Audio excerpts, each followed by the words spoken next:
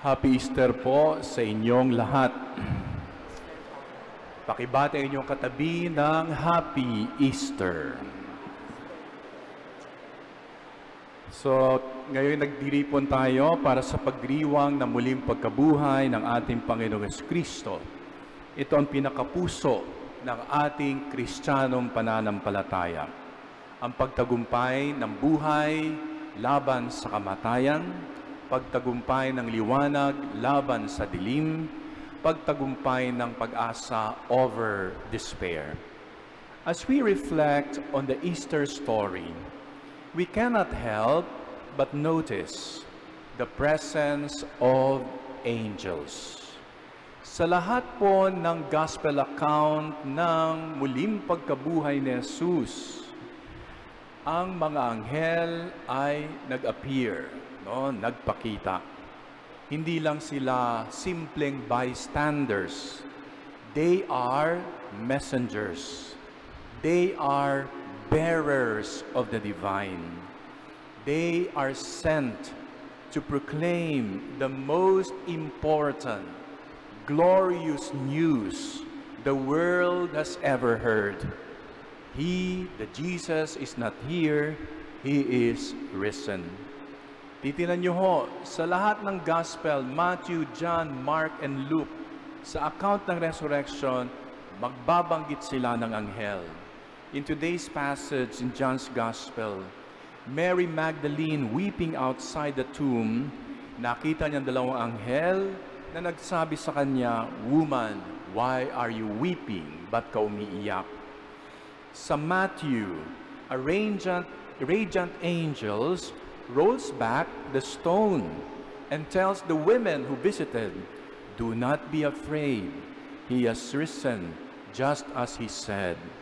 Sa Mark's Gospel, a young man dressed in white announces the resurrection at binigyan ng instruction na sabihin sa mga disipulo. Sa Luke's Gospel, two men in dazzling garment nagtanong, "Why do you seek the living among the dead? He is not here, but He has risen." So sa lahat ng resurrection account, nabanggit ang mga anghel. And these angels were there not just to witness.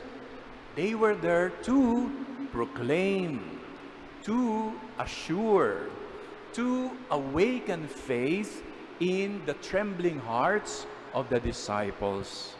Actually, pag titingnan niyo ang buhay ni Jesus, basahin niyo ang Biblia, the Gospel. Angels have been part of the entire life of Jesus from the very beginning hanggang kanyang kamatayan. Sa kapanganakan lang ni Jesus, anghel ang dumating kay Maria para i-announce sa kanyang pagbubuntis sa kaisa-isang anak ng Diyos. Anghel din ang bumisita para bigyan ng warning si Joseph and the Holy Family para tumakas sa Ehipto dahil papatayin si Jesus ni Herodes. Anghel din ang dumating sa mga pastol, sa mga shepherds para i-anunsyo ang kapanganakan ni Jesus. Tinulungan din ng anghel si Jesus during His 40 days of temptation in the desert. Anghel din ang naroon nang si Jesus ay nagdarasal, struggling in the Garden of Gethsemane a night before He was killed on the cross. And then at the tomb, angels stood again, announcing the miracle of the resurrection. Pero ito ho, pag binasa nyo, tabi natin, ang anghel, ang presence siya sa buhay ni Jesus, pero itong pansinin nyo after the resurrection, yung appearances ng mga anghel magdi-diminish. Oo, nandun yun sa kapanganakan ni Jesus, sa temptation niya, sa agony in the garden, sa kanyang kamatayan, sa muling pagkabuhay, nandun ang anghel. Pero after the resurrection, Mababawasan na ang pagpapakita ng mga anghel. Mababawasan na. The appearances of the resurrected Christ sa road to Emmaus, wala nang anghel doon.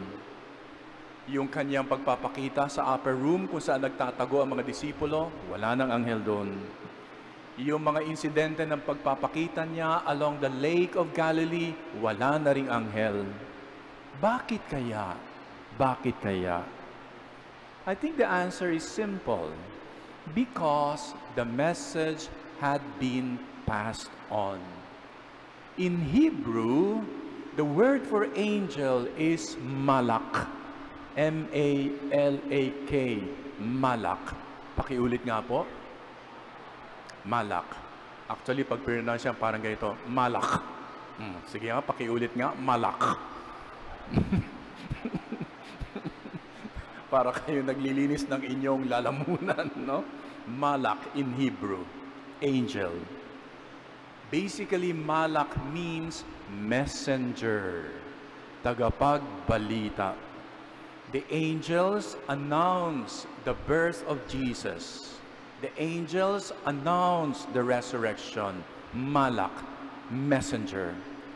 Pero ngayon ho, we, His followers, are entrusted with that role to become messengers of the resurrection. Yun naman ang sinabi ng anghel. He is risen, He is not here. Tell your disciples, tell the disciples. At nagbalita sila. Kung yung angels ay malak messenger, after the resurrection, ang role ng pagiging messenger ay magte-take over ngayon. Sino? Ang mga disipulo. Sino pa? Tayo. So, we are now called the angels of the resurrection.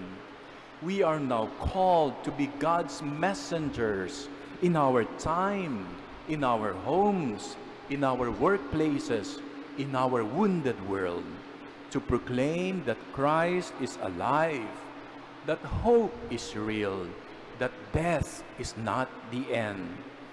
Angels bring messages of new life, of second chances, of God's faithful love, of new doors, and often they appear not in dazzling robes, but in ordinary faces. Tayo, people who guide us, comfort us, challenge us, lift us up when we can no longer stand. Kaya tayo ngayon ang mga anghel na nag-take over dun sa mga anghel na nagbabalita ng kapanganakan at muling pagkabuhay ni Jesus. Kaya sa ating pagninilay ngayong Easter Sunday, magandang tanungin, paano ka ba naging anghel sa ibang tao? Sabi natin, pag sinabing anghel, they bring messages of new life, second chances of God's faithful love. They guide us, they comfort us, they challenge us, and lift us up. Paano ka naging anghel? Paano ka nag-encourage sa buhay ng ibang tao? Paano mo tinutulungang pasanin, no? Ang mga suliranin ng ibang tao, lalo pag sila hindi na makatayo? Paano ka nagbibigay guidance sa mga tao? Paano mo binabalita ang pag-asa at mabuting balita na dala-dala ni Jesus na muling nabuhay? Maganda ring tanungin at ipagpasalamat, sino ba ang mga naging anghel sa ating buhay? Sino ba yung mga taong tumulong para tayo ay makabangon? Para makakita muli ng liwanag? Para makahanap ng bagong buhay, ng bagong lakas, ng bagong pag-asa? Ako ho may sariling kwento tungkol dyan. In 1991, after 7 years in the seminary, I left. Lumabas po ako. At that point, I was uncertain. I was restless. I was confused. I considered pursuing law, maging lawyer, sapagkat ang tatay ko naman ay lawyer. So my future was hazy.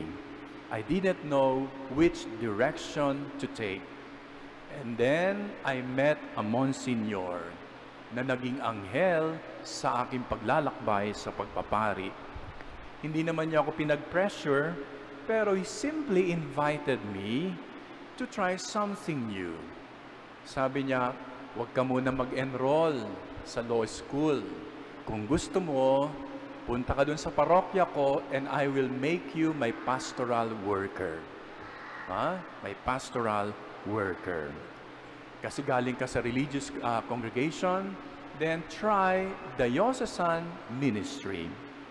At tinanggap ko naman, sabi ko pagbigyan ko ito mga 1 year lang. In that parish, I discovered a new dimension of the priesthood, being with the people, organizing, listening, building a parish community. I realized this was where my heart came alive. Nanggaling ako sa isang kongregasyon, ang kanilang charism or work ay pagkalinga sa mga may sakit. And then I was struggling sapagkat hindi ko makita na sa buong buhay ko ng pagkapari, ang aking paglilingkuran lang ay mga may sakit. Hindi masama, no? Hindi masama. Napakagandang charism. Pero habang nakikilala ko sarili ko, para hindi ako pwede doon. Unang-una, takot ako sa dugo. Pag nakikita ko ng dugo, nangihina ako. No? So sabi ko, habang buhay ako manghihina nito, mamamatay ako kaagad. So, hindi masama yung kanilang charism. Very, very beautiful. Pero hindi naayon sa aking sariling disposisyon at hilig at lakas. Pero dito, nung pinagtrabaho ko sa parokya, sabi ko, ito yung mas naayon sa aking pagkatao. Organizing people, being in a parish setting, so that after 1 year, bumalik ako sa seminaryo, sa San Jose Seminary, sa Ateneo. And this time, my vocation was clearer, deeper, more rooted. And that priest, that Monsignor, was God's angel, was God's messenger to me. He opened a new door, a new hope. That was my Easter. Through him, the Lord rolled away the stone in the tomb that blocked my path to the priesthood. Kaya tanungin niyo yung sarili. Ipagpasalamat niyo sino ang mga naging anghel sa buhay niyo. At hamunin niyo rin na yung sarili, paano ka naman naging anghel para sa ibang tao. As we celebrate Easter, let us remember those angels in the empty tomb and the angels in our lives. But more importantly, let us become angels of the resurrection for others. Let us be messengers of new life to the brokenhearted. Let us be signs of hope to those who feel buried in despair. Let us be bearers of light where there is darkness. The world needs to hear from us, angels of the resurrection. He is risen. And now, it is our turn to tell that story of Easter because we are the resurrection angels. Amen? Muli po, palakpakan natin ang Panginoon.